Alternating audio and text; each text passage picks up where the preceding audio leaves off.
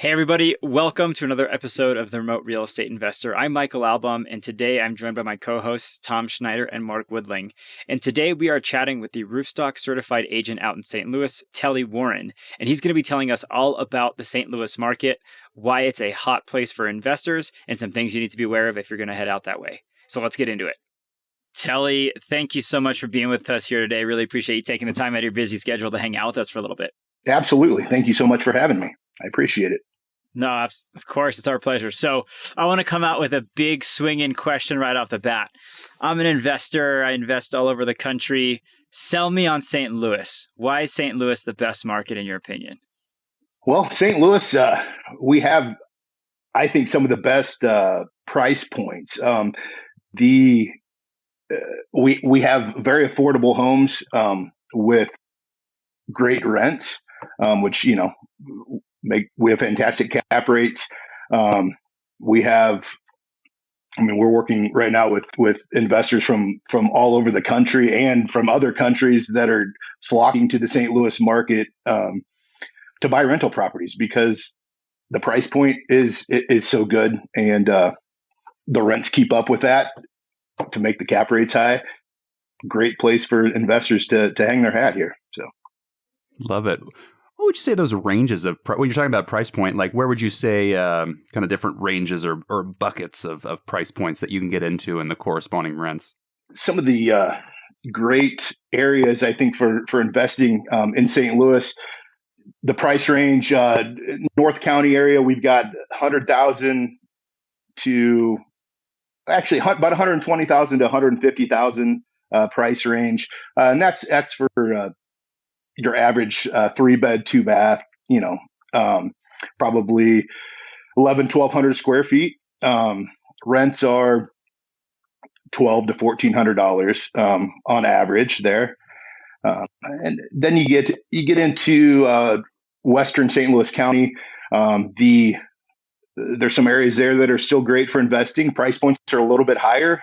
They're in the 200 to 250 range, I would say. Rents are also higher. I mean, you can have rents 1,800 to 2,000, some as high as 2,200.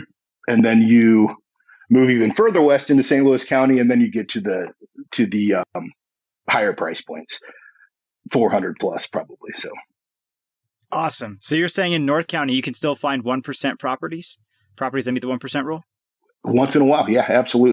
We're still seeing plenty of that 7 to 10% cap rate, which is the sweet spot. I think anyway. I mean, it's where investors are looking to be. So totally. So yeah, I mean, we still can find the 1%ers once in a while.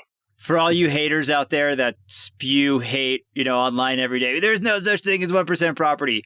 Reach out to Tellee. Go check out St. Louis as a market. That is awesome to hear. That's right. Yeah, we have them here. Tellee, I'm curious to get your opinion and kind of thoughts around what makes St. Louis a great market, independent of the price to rent ratio. What's driving the economy there? Why are people moving to the market, or do you see them moving away? Kind of give us an overview, if you could, and help folks understand what St. Louis is all about. I mean, reasons for people moving to the area. I mean, some of the larger businesses. I mean, we have. Everybody knows Anheuser-Busch. We're known for our beer here in St. Louis. We have Boeing, Purina, Enterprise Rental Cars, all here. There's some pretty good sized companies that are in the St. Louis area that bring a lot of jobs to this market. And also there's a ton of colleges out there is what I've been seeing. And does that retain a lot of the millennials or recent college graduates to really retain those people versus just go to college there than leave town? I think it does. I mean, you talk to a lot of people that have been, that have attended college here, Washington University, St. Louis University, University of Missouri, St. Louis. I mean, there's several big colleges right here. And like I said, you talk to a lot of the people that are out in the workforce now that actually did attend college here too. So awesome. So let's talk a little bit more about the economy in St. Louis. So as we know, there's some established companies. Why don't you kind of tell us a little bit about the different sectors and different types of industries that are within St. Louis? as I mentioned before, I mean, we have Anheuser-Busch, Boeing, manufacturing industries, Purina. We have Enterprise, which is one of the largest car rental companies. Yeah, blue chipper, long term. Yeah. Yeah, absolutely. We have, there are some technology companies that are starting in St. Louis. Square is one of them, and they're hiring like crazy right now, bringing a lot of people to the area, which is great. Yeah, I think there's some other technology-based companies that are also getting going here in the St. Louis area. So that makes sense with so many colleges around there that you get. I love the exposure that you have to both kind of the older industry, the blue chipper, Anheuser-Busch, Enterprise, and then you have the with all these colleges, you're just bound to have a bunch of startups in the area. That makes a ton of sense. And we also just got a huge. They just built a huge Amazon facility here too, which is great. So that's fantastic. On some specific investor related questions. So I'd love to hear about, there's this concept that people talk about with investor friendly, right? Be it property taxes, be it with if there happens to be an eviction or any of those types of functions. Where does St. Louis fit in that spectrum of investor friendly as a city? Yeah, sure. So property taxes on the Missouri side are great. I mean, they're some of the lowest in the country. Now, it's a different story across the river in Illinois. You go over there and it's darn near doubled what it is here on the Missouri side. We don't work over on the Illinois side. We're only on the Missouri side. But yes, our city is split right in the middle, partially Illinois, partially Missouri. But the real estate taxes on the Missouri side are much, much lower than they are on the Illinois side. Got it. Like I said, I mean, some of the lowest in the country, some of the most affordable taxes in the nation. So, and do you see rents differ much between the two sides? No, rents are similar. Yeah, I think those are such interesting. Look at where you have these cities that sits on two different states. So you guys operate specifically in the Missouri side? That's correct. We do. Yes, we only do Missouri. Got it. What a kind of a boon in that, you have all the employment opportunities of just going across, but you can take advantage of those lower property taxes. How about any other aspects of being a landlord and rules around that in Missouri, or perhaps even comparing to the Illinois side? See, and I don't know specifics on the Illinois side as far as that goes, just because I don't work over there. I know you had asked about evictions, things like that, and that's been an issue in the St. Louis area during this whole COVID thing.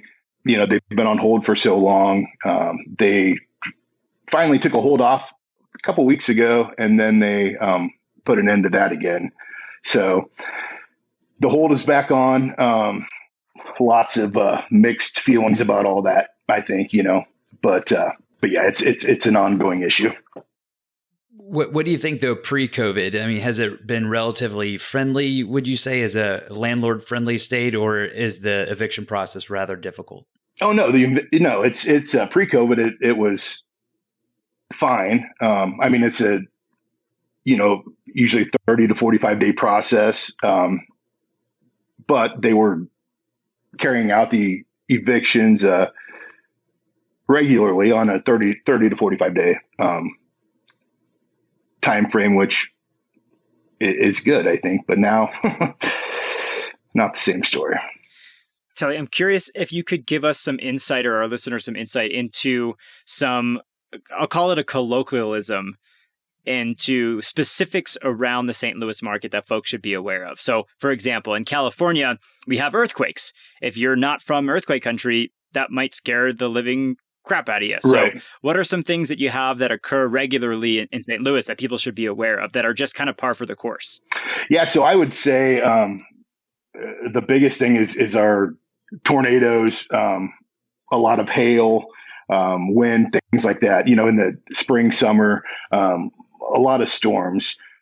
And then in the wintertime, we get a lot of ice. We don't get a ton of snow. We're just kind of right in that area, to where we get a lot of snow to the north, rain to the south, and we're kind of right there where we get the ice. So that's a factor in the wintertime. But I would say the biggest thing would be the hailstorms, tornadoes, things like that. Okay, great to know. And we were chatting with another agent in a different market around some commonalities around inspection reports. And something he said was, hey, in my market, we just have termites. That's just kind of how it goes. So expect to see termite damage. Are there any things like that you see in the St. Louis market of things that we should just expect as, again, kind of par for the course with regard to home inspections? Hail damage on roofs is a very common one. Okay. We also have a lot of termites in the St. Louis area. We always recommend a termite inspection be done. They're very, very common in this area too. I would say another thing would be foundations. We have in this area, most homes have basements. That's one of the common things that comes up on an inspection report. Okay, great to know. Yeah, Tellee, I always like to call out some of the most common inspection issues. So it sounds like with these basements that you do see a bit of water intrusion, like it can be common. Are those things that you feel maybe really should be looked at even closer? Or do you find that, hey, these are simple fixes that are really going to come up more often than not on these inspections that you can help address with any buyer that's buying a property? Right. And it really, here, it really kind of depends on the area. But for the most part, we see a lot of these older homes, like in the city. Almost every single one of them is going to have some kind of a trickle of water, during a heavy rain. They're old homes, they're old basements. They're going to leak. I always tell everybody the same thing. It's like, expect to have some kind of water in the basement. I'm not talking 2 feet of water, but a trickle of water at least, coming in. That shouldn't alarm you. It's very common in the area. Now, when we start to see huge cracks in the foundation, especially horizontal cracks with displacement, then there's possibly some structural issues to the home, things like that. Cool. And so for the listeners, who want to know more about you as a certified agent, you're the one handpicking many of these properties that are in the St. Louis market that are Roofstock Select properties. So maybe give us a little idea about what you're looking for, when you're helping identify properties to be listed on our website. Maybe year built, is there square footage, bed bath count, to help us get an idea of kind of what you look for and why. The sweet spot is the 3-bedroom, 2-bath home that is, in the 1,000 to 1,300 square foot range. Finishes don't have to be top of the line. They can be average finishes. When you're looking for an investment property or rental property, there's some things that aren't as important when looking for those that they are, like when somebody's looking for a primary residence, such as garage, some of the exterior amenities like, decks and then even like fireplaces, things like that. Some of that stuff doesn't matter as much on the investment property. And those are kind of the properties that I look for. Also, I look for homes that have been on the market, or I try to find homes that have been on the market for a minute, because there's some of those that people that are looking for a primary home are skipping over, and but they still may be great homes for an investor for rental property. So sometimes those are great candidates for Roofstock. I have my final question from me, and I love food, big food eating guy. So I'd love your input on if I was going to go to St. Louis and I was going to get 2 different meals. One of them is fancy date night, taking the wife, And the other one is, I need something greasy. I want to get my hands messy. What would you recommend those two restaurant meals be? The fancy date night and the down home goodness. Fancy date night, I would say we have an area here in St. Louis. It's called the Hill. It's an old Italian neighborhood, and there are some incredible Italian restaurants down there. Very authentic, amazing, and it's a neat little area too. But there's several restaurants right there that I would recommend for a fancy date night for sure. The Hill, I like it. The Hill, yeah. St. Louis is known for toasted ravioli. That's a good greasy food too. So that sounds great. I love ravioli. I love toasting. Seems like a match made in heaven. It's a beautiful marriage. Right. Yeah, it's pretty darn good. Tellee, my last question for you is, granted for everyone listening, we're recording this mid-August of 2021. How are you seeing all cash offers play in the St. Louis market at this moment in time? I don't think that cash means as much right now as it used to. We submitted a cash offer, say against an offer with financing. It usually is going to win. I mean, even if it's, a little bit less, the risk is a lot less. But now, we're seeing cash offers for, that are being treated the same as offers that are financed. I'm not seeing a big advantage to that. I mean, it's cash is always king, but I don't think it's as much of an advantage as it used to be. Okay. Great to know. How about competition out there? I always love to ask the question about, are you seeing iBuyers? Are you seeing a lot of institutional investors or, coming in as a Roofstock buyer? What should they expect in terms of competition, and how do you advise them on maybe where to come in on price point relative to list price on any offer? We're starting to see it maybe let up just a bit. Most of these areas,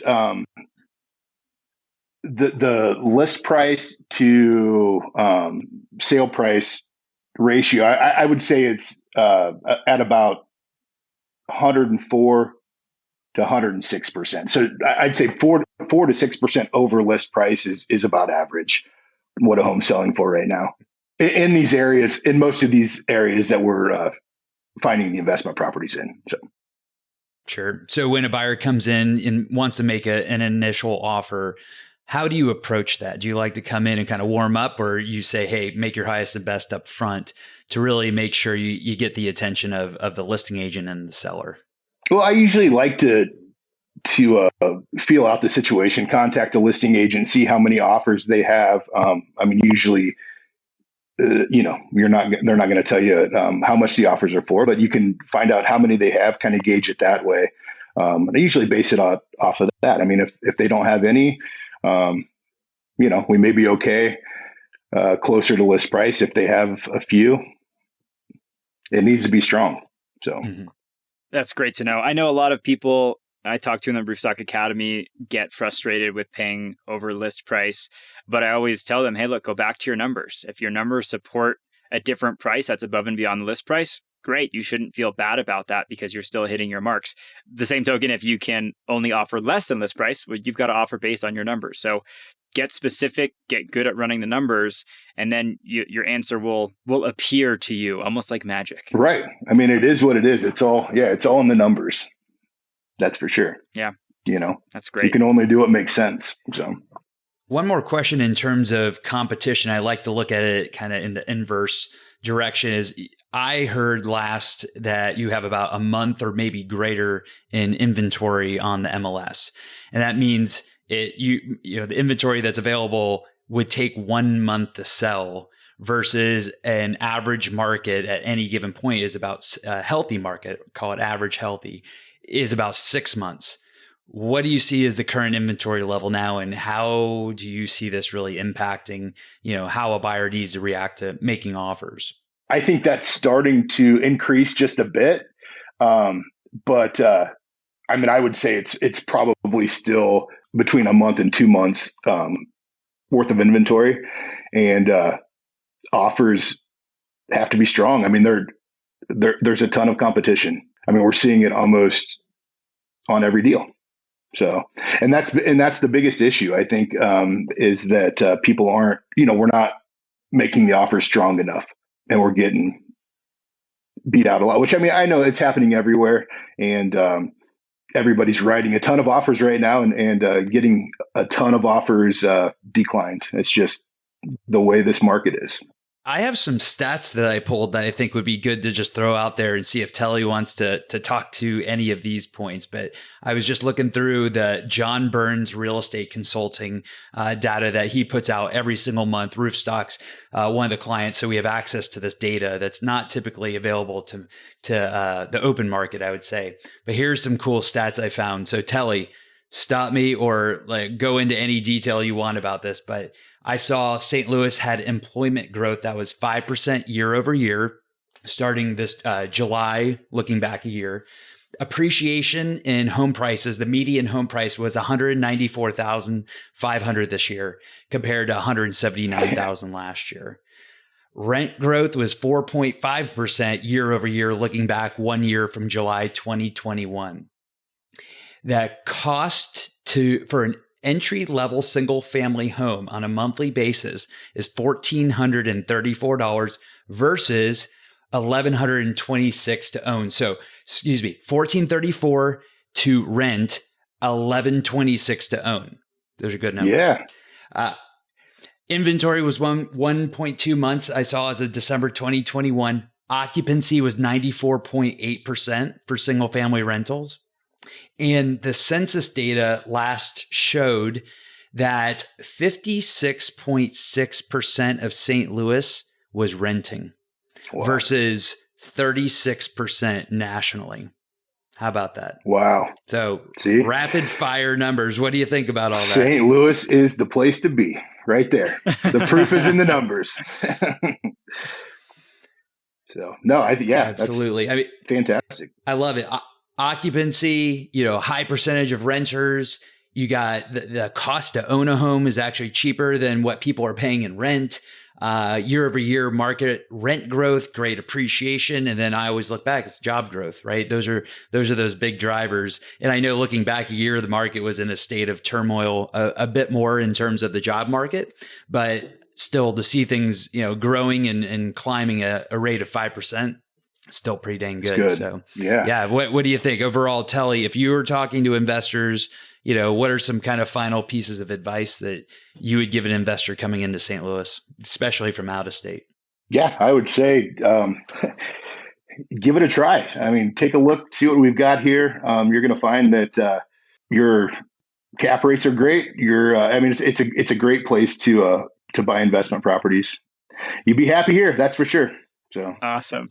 Good cash flow, nice appreciation. Great. It's kind of the two solid things that you're looking for. And that's great. Well, we appreciate what you're doing for the Certified Agent Network and bringing these select properties to Roofstock, Tellee. So thanks for all you're doing. And I would say our buyers are going to be interested in connecting with you. So maybe give them a little idea about how you would like to be connected with, maybe via email or even phone. Yeah, absolutely.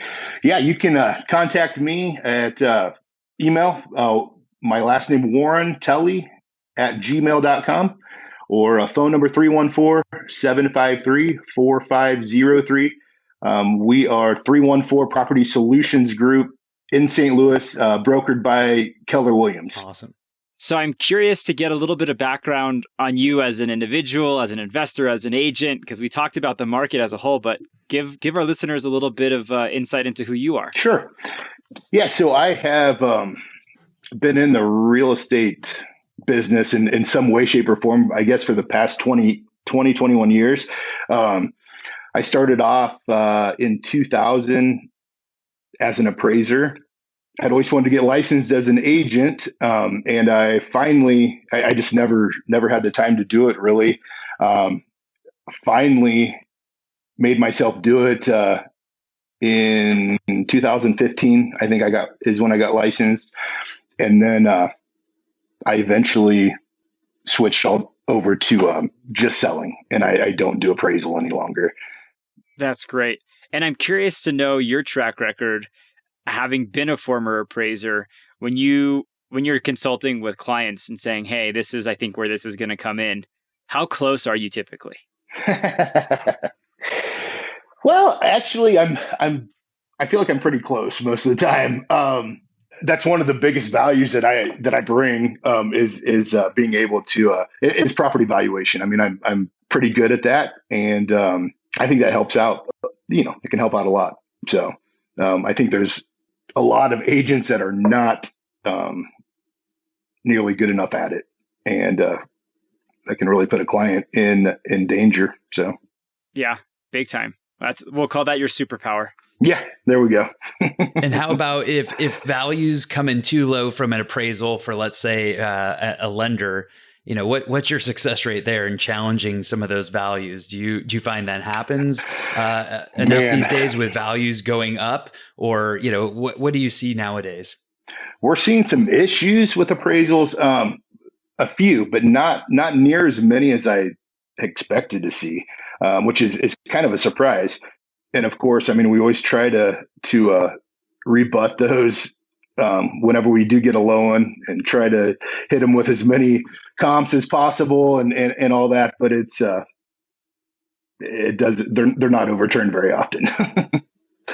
So. Okay. Got it. But that's always a challenge when real estate prices are going up. An appraisal comp is looking backwards, right? So you're looking at prior sales, and when the market's moving so quickly, some of those sales haven't even closed. They're just under a contract. So, that's good to know that there isn't this huge valuation challenge that's going on, because a lot of times the lenders are trying to mitigate their risk, so they cap their number, and values are moving so quickly. It just means buyers may have to come to the table with a little more cash than anticipated. That's right, and that's why it's very important right now to typically on an appraisal or in a normal market, you can they're comparing the home to properties that are maybe 6 months or even a year, that are sold 6 months out or even a year out, where now it's very important that they use sales that are within a month or two, just because the market is changing so quickly. Yeah. Yeah. Interesting. Seems like the country's on fire. It is. Actually, I got to be careful how I say that. Well, right. Legitimately is in flames. So yeah. Awesome. Any other questions for Tellee, guys? I'm good. This is insightful. Thanks for your time, Tellee. We always appreciate it, and getting some local knowledge. Absolutely. Thanks for having me, guys. All right. Awesome. Well, Tellee, thank you so much. This was really, really insightful. Very excited to see the St. Louis market and all it has to offer. And for anyone interested, feel free to reach out to Tellee. Thanks again, man. Hopefully we'll catch up with you soon. You bet. Thanks so much, guys. Alrighty, everybody. That was our episode. A big, big, big thank you to Tellee. If you're interested in learning more about the St. Louis market, definitely reach out to him. He is a wealth of knowledge, especially with his appraisal background. As always, if you liked the episode, please feel free to leave us a rating or review. If you're checking this out on YouTube, hit the like and subscribe button right below you. And we'd love to hear about episode ideas for things you want to learn more about. Thanks so much for watching, and happy investing.